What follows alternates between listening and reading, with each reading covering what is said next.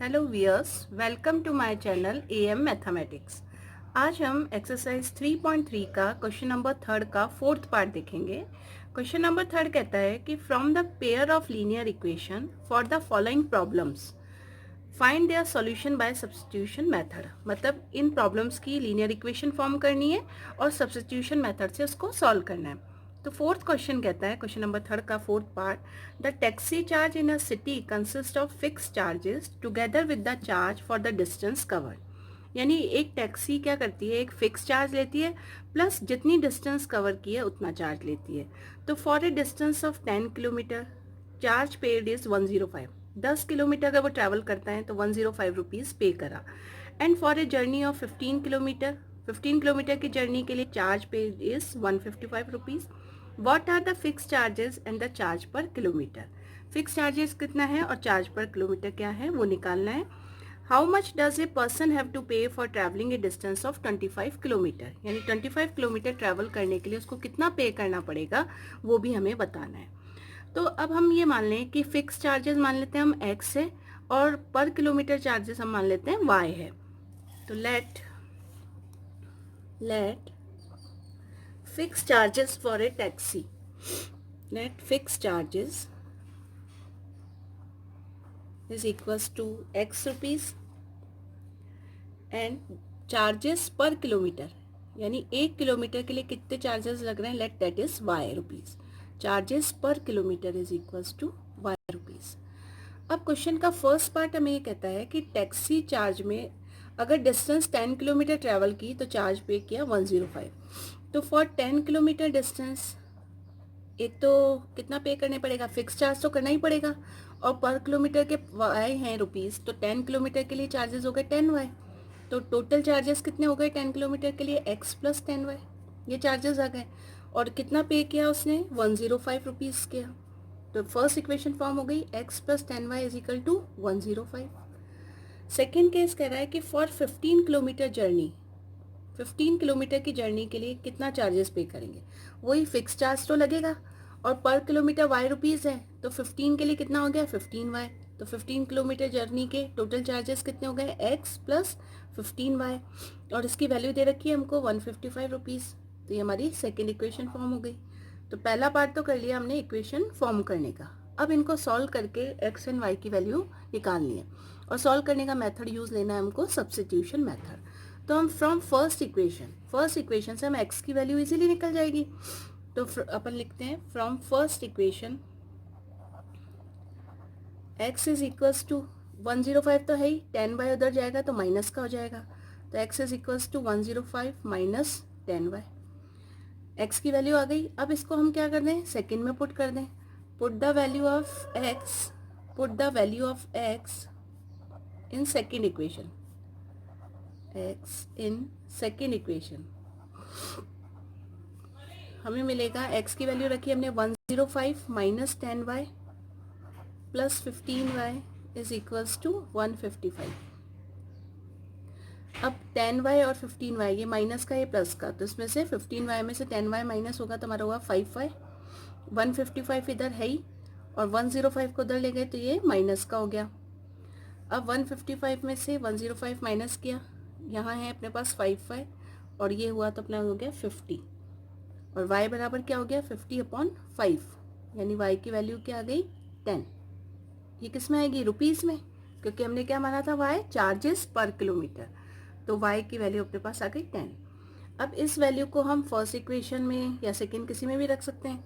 तो हम लिखेंगे put the value of y in first equation, put the value of y in first equation.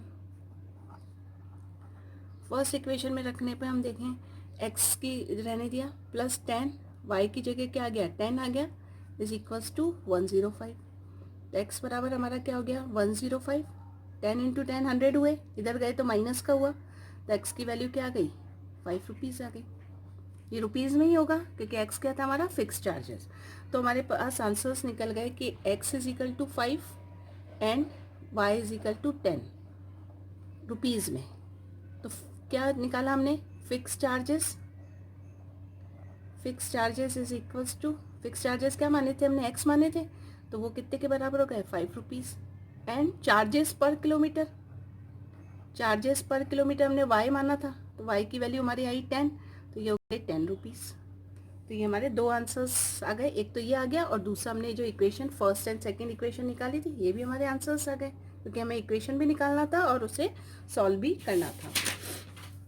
तो ये हो गया हमारा आंसर फिक्स चार्जेस। अब इस क्वेश्चन का एक और पार्ट हमें पूछा है कि 25 किलोमीटर के लिए कितना आपको चार्जेस पे करने पड़ेंगे। अब हमको फॉर 25 किलोमीटर्स चार्जेस निकालने हैं कि 25 किलोमीटर अगर ट्रैवल करते हैं तो कितना चार्जेस पे करना पड़ेगा। तो हम जानते हैं कि x फिक्स चार्जेस तो लगेंगे और पर किलोमीटर चार्जेस हैं y रुपीज़, तो 25 किलोमीटर के लिए हो गया 25y। तो कॉस्ट क्या पड़ी 25 किलोमीटर के लिए, कॉस्ट पड़ी x प्लस 25y। x की वैल्यू हमने कैलकुलेट की थी और y की थी, x की 5 आई थी और y की 10 आई थी, तो 25 इंटू 10, इसको सिंप्लीफाई करेंगे 5 प्लस 250, तो ये आंसर हो गया 255 रुपीज़। तो हमारा आंसर आ गया फॉर 25 किलोमीटर जर्नी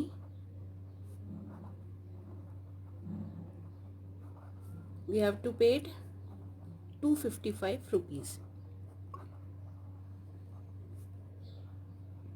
ये भी एक आंसर आ गया। तीन चीज पूछी थी इसने, पहले तो इक्वेशन निकालना वो हमने निकाल ली थी, नेक्स्ट पूछा था एक्स एंड वाई की वैल्यू निकालना, और थर्ड पार्ट था कि 25 किलोमीटर के लिए कितना पे करना है, तो ये हो गया 255 रुपीज़। नेक्स्ट अपन करेंगे एक्सरसाइज 3.3 का क्वेश्चन नंबर थर्ड का फिफ्थ पार्ट। अब ये क्वेश्चन है, if fraction becomes 9/11 if 2 is added to both the numerator and denominator, यानी न्यूमरेटर और डिनोमिनेटर दोनों में अगर 2 ऐड कर दें तो फ्रैक्शन हमारा हो जाएगा 9/11। If 3 is added to both the numerator and denominator, numerator और डिनोमिनेटर में 3 जोड़ेंगे तो हमारा फ्रैक्शन हो जाएगा 5/6। तो हमें फ्रैक्शन का मान निकालना है कि फ्रैक्शन की वैल्यू क्या होगी। अब न्यूमरेटर का मतलब होता है अंश जो ऊपर लिखा जाता है और डिनोमिनेटर का मतलब होता है हर जो कि नीचे लिखा जाता है। तो लेट हम अज्यूम करेंगे कि न्यूमरेटर और डिनोमिनेटर क्या है, तो let numerator is equals to x and denominator equals to y। अब ये न्यूमरेटर और डिनोमिनेटर हो गए तो फ्रैक्शन हमारा क्या हो जाएगा, न्यूमरेटर हमेशा ऊपर आता है और डिनोमिनेटर नीचे आता है, इसको अंश बोलते हैं न्यूमरेटर को और डिनोमिनेटर को हर बोलते हैं। तो हमारा फ्रैक्शन क्या हो गया x/y। अब ये बोल रहा है कि इस fraction becomes 9/11 if 2 is added to both the numerator and denominator, अगर इन दोनों में ऊपर और नीचे 2 ऐड कर देंगे तो ये 9/11 बन जाएगा। तो हमारी नई वैल्यू क्या हो जाएगी फ्रैक्शन की, कि अपन ने x प्लस 2 करा और y प्लस 2 करा, यानी अंश और हर दोनों में 2 ऐड किया तो इसकी वैल्यू आ गई 9/11। अब इसको हम सिंप्लीफाई करें, क्रॉस मल्टीप्लाई कर सकते हैं, 11 से इधर करा और 9 से इधर करा, तो ये हो गया 11x, 11 2 जा 22, और ये हो गया हमारा 9y प्लस 18। अब इसको हम सिंप्लीफाई करते हैं, 11x लिखा, 9y को इधर लिया है तो 9y माइनस का हो गया, 18 को इधर लाए तो 22 प्लस का 18 माइनस का हो गया, तो 22 में से 18 अपना माइनस हो जाएगा तो प्लस के 4 आ जाएंगे और डेट इज इक्वल्स टू 0। तो ये हमारी फर्स्ट इक्वेशन बन गई, ये फर्स्ट इक्वेशन आ गई। अब नेक्स्ट पार्ट इस क्वेश्चन ने बोला था कि इफ 3 इज एडेड, क्वेश्चन कह रहा है कि if 3 is added to both the numerator and denominator it becomes 5/6। 3 add करो न्यूमरेटर एंड डिनोमिनेटर में, तो अगर अब इफ 3 इज एडेड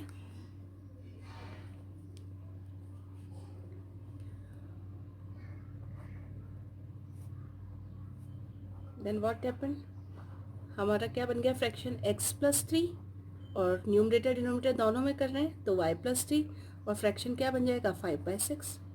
अब इसको भी हम सिंप्लीफाई करेंगे by cross multiplying, cross multiply करें हम, 6 से इसको कर दें और 5 से इसको कर दें, तो 6x प्लस 6 3 जा 18 इक्वल्स टू 5y प्लस 5 3 जा 15। अब अरेंज कर लेंगे, इन सब टर्म्स को इधर ले आएंगे तो ये हो गया 6x, 5y इधर आ गया तो क्या हुआ माइनस का हुआ, और 15 इधर आया तो माइनस का हुआ, 18 में से 15 गए तो कितना बचा अपना 3 बचा, प्लस का 3 हो गया ये, दैट इज इक्वल्स टू 0। तो इस तरीके से हमारे पास फर्स्ट और सेकंड इक्वेशन आ गई। अब हम सब्स्टिट्यूशन मेथड काम में लेके x एंड y की वैल्यू निकालेंगे। तो उसके लिए फर्स्ट इक्वेशन से अगर हम देखें एक्स की वैल्यू निकालते हैं फ्रॉम फर्स्ट इक्वेशन। एक्स की वैल्यू क्या हो जाएगी, 11x इधर रखा, 9y उधर गया तो प्लस का हो गया, और 4 राइट हैंड साइड गया तो माइनस का हो गया। x निकालना है तो x की वैल्यू हो गई 9y माइनस 4/11। अब x का ये मान सेकेंड इक्वेशन में रखने पर तो हम रखेंगे x का मान, put the value of x in second equation, put the value of x in second equation, what we get. अब ये है 6, x की जगह रखा हमने 9y minus 4/11 minus 5y plus 3 equals to 0। अब यहाँ हमें दिख रहा है कि हम एलसीएम ले लें, 11 एलसीएम ले लेंगे और फिर इसको सिंप्लीफाई करते हैं हम। अब यहाँ पे अगर अपना टर्म्स क्या हो गई, 6 9y माइनस 4 रखा, 11 पूरे पे एलसीएम आ गया। अब माइनस 11 से मल्टीप्लाई होगा तो 55y, और ये हो गया अपना 3 हुआ तो ये हुआ प्लस 33 इक्वल्स टू 0। अब क्रॉस मल्टीप्लाई होके 11 तो 0 हो गया, तो यहाँ बचा, इनको 6 से अंदर मल्टीप्लाई कर दें तो 9 6 जा 54 y, 6 4 जा 24 minus 55 y plus 33 equals to 0। अब सेम टाइप की टर्म्स कलेक्ट करेंगे, 54y और माइनस 55y है तो 55 में से 54y माइनस होगा तो अपना बचेगा माइनस y, और इधर हुआ 33 में से 24 माइनस हुआ क्योंकि ये प्लस का है, माइनस का है, तो ये अपना बचा 9। तो अब इधर मतलब इधर करें तो प्लस 9 है और उधर जाएगा राइट हैंड साइड जाएगा तो ये क्या हो जाएगा, माइनस 9 हो जाएगा। माइनस माइनस कैंसिल हो गए और y बराबर हमारा क्या आ गया, 9 आ गया। एक वैल्यू आ गई हमारी कि y बराबर 9 है। अब y का मान हम रख देंगे फर्स्ट इक्वेशन में, तो अपन लिख करेंगे y, put the value of y in first equation, put the value of y in first equation. ये हमारा 11x माइनस 9, y की जगह 9 रखा, इज इक्वल्स प्लस 4 है इक्वल्स टू 0। तो ये हो गया 11x, 9 9 जा 81 प्लस 4 इक्वल्स टू 0। 81 में से 4 गए, 11x माइनस ये बचा अपना 77 इक्वल्स टू 0। 77 उधर गया तो प्लस का हो गया, तो 11x इज इक्वल टू 77 और x इज इक्वल टू 77/11 और 11 7 जा 77। तो x की वैल्यू हमारे क्या आ गई, 7 आ गई, और y की वैल्यू हमारे क्या आई थी, 9 आई थी। तो x तो 7 आ गया, y 9 आ गया। अब क्या निकालना था हमें, फ्रैक्शन निकालना था। तो फ्रैक्शन इज इक्वल्स टू, क्या फ्रैक्शन माना था हमने, x अपॉन वाई। तो x की जगह 7 और y की जगह हमारा क्या आ गया, 9 आ गया। तो ये हो गया हमारा आंसर। फ्रैक्शन फाइंड आउट करना था और इक्वेशन फाइंड आउट करनी थी। इक्वेशन हमने पहले लिख दी और ये फ्रैक्शन हो गया। अब नेक्स्ट हमारा क्वेश्चन नंबर 3 का 6 पार्ट है। वो कह रहा है 5 years hence the age of Jacob will be 3 times that of his son. Will be, इसका मतलब यह है कि 5 साल बाद जैकब की जो एज है वो 3 times हो जाएगी उसके सन की एज की। नेक्स्ट पार्ट कह रहा है 5 years अगो, यानी 5 साल पहले, Jacob's age was 7 times age that of his son. Jacob की एज अपने सन की 7 times हो जाएगी। What are their present ages. तो प्रेजेंट एज तो हमको माननी पड़ेगी कि प्रेजेंट एज क्या है। Let Jacob's present age x years है, x मान लिया। उसके सन की क्या मानेंगे, y मान लेते हैं। जैकब्स सन प्रेजेंट एज, ये ईयर्स में ही होगी, present age is y years. Jacob की x और y, और उसके सन की y। तो अब पहला पार्ट क्वेश्चन का ये कहता है कि 5 years hence the age Jacob will be 3 times that of his son. यानी इसका मतलब है विल बी मतलब हो जाएगी 5 साल बाद। तो 5 साल बाद मतलब इन दोनों की एज में 5 ऐड करेंगे। तो अगर हम करें जैकब की एज में 5 years ऐड करें और इसके सन की एज में 5 years ऐड करें, तो ये क्या कह रहा है कि क्या होगा, जैकब 3 times हो जाएगी ये जैकब की। तो ये जैकब की है, तो उसके सन की एज को अगर 3 टाइम्स कर दें तो ये किसके बराबर आ जाएगा, जैकब की एज के। तो हमारी एक इक्वेशन फॉर्म होगी, इसको सिंप्लीफाई करते हैं, x + y x + 5 is equals to 3y + 15। अब सबको हम लेफ्ट हैंड साइड ले गए और अरेंज कर लिया, तो x - 3y, 3y इधर प्लस का, इधर आके माइनस का हो जाएगा, और 5 प्लस का है, 15 आके माइनस का हुआ, तो ये हुआ x - 3y - 10 is equals to 0। ये हमारी फर्स्ट इक्वेशन फॉर्म हो गई। सेकेंड पार्ट कह रहा है कि 5 years अगो यानी 5 साल पहले जैकब की एज उसके सन की 7 टाइम्स थी। अगो यानी पहले, तो पहले एज निकालने के लिए क्या करेंगे, x - 5। ये किसके लिए केस निकाल रहे हैं, 5 years अगो। तो x - 5 थी जैकब की एज और उसके सन की एज थी y - 5, और जैकब की एज सन की एज की कितनी टाइम्स बता रखी है, 7 टाइम्स। तो x - 5 is equal to 7 y - 5 हो जाएगा। अब इसको सॉल्व करते हैं, x - 5 ये हो गया 7y, 7 5 जा 35। अब इसमें अपन अरेंज करें, सब इनको लेफ्ट हैंड साइड लिए हैं, तो 7y इधर आके क्या हो गया, माइनस का हो गया, 35 इधर आया तो प्लस का हो गया, और इसमें से माइनस हुआ तो कितना बचा, +30। x - 7y + 30 equals to 0। ये हमारी क्या बन गई, सेकेंड इक्वेशन बन गई, x - 7y + 30 इक्वल्स टू 0। अब इन फर्स्ट और सेकेंड की हेल्प से हमें क्या करना है, सिंप्लीफाई करना है और x और y की वैल्यू निकालनी है। तो अगर अपन देखें फर्स्ट इक्वेशन से x की वैल्यू अगर निकालें तो 10 उधर जाके प्लस हो गया और 3y भी राइट हैंड साइड जाके प्लस हो गए, तो x इक्वल टू क्या आया, 3y + 10। तो फर्स्ट से x की वैल्यू निकाल के हम किस में पुट करेंगे, सेकेंड में पुट करेंगे।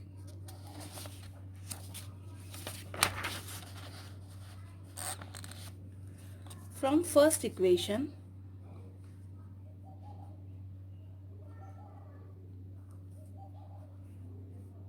x is equals to 10 plus 3y.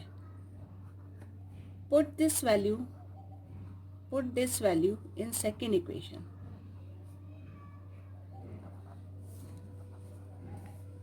तो हमारा था सेकेंड इक्वेशन है x - 7y + 30 इक्वल्स टू 0। ये हमारी सेकेंड इक्वेशन थी। इसमें हम x की वैल्यू रख दें तो ये हो गया 10 + 3y - 7y + 3 इक्वल्स टू 0। अब ब्रैकेट ओपन करेंगे, y के टर्म्स करेंगे कलेक्ट, तो ये 3y प्लस का है और 7 माइनस का है, तो 7 में से 3 गए तो ये अपना बचा 4y माइनस का, क्योंकि माइनस की संख्या बढ़ रही है, और इधर 10 है और इधर +3। ये सेकेंड इक्वेशन में यहाँ 3 नहीं था, ओके 30 था, तो ये हो गया हमारा 30। अब 30 + 10 ऐड होके क्या हो गए, 40 इक्वल्स टू 0। अब ये हुआ -4y, 40 अगर राइट हैंड साइड गए तो ये हुए माइनस के, तो माइनस माइनस कैंसिल हो गया, y बराबर क्या हो गया अपना 40/4, यानी y की वैल्यू आ गई 10, 4 10 जा 40, तो y अपना आ गया 10। अब y इज इक्वल टू 10 हम फर्स्ट या सेकेंड किसी भी इक्वेशन में रखकर x की वैल्यू निकाल सकते हैं। अब अगर हम फर्स्ट इक्वेशन में रखें तो फर्स्ट इक्वेशन थी हमारी x - 3y = 10, ये फर्स्ट इक्वेशन थी। इसमें y की वैल्यू करें, put the value of y in first equation, 3 × 10 30 equals to 10। अब 30 उधर गया तो अपना ये हो गया प्लस हो गया, तो x की वैल्यू क्या आई 40, यानी क्या आई, x एंड y क्या माने थे हमने, x तो मानी थी हमने जैकब की प्रेजेंट एज, तो अपना आंसर आ गया जैकब्स प्रेजेंट एज